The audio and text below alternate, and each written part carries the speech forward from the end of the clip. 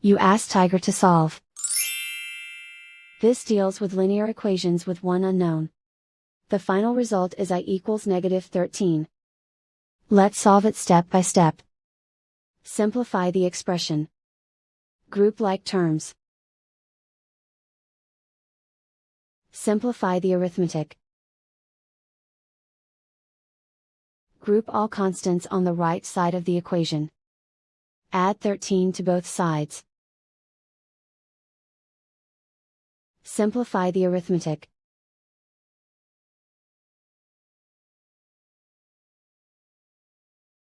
Convert the I into a positive number. Multiply both sides by -1.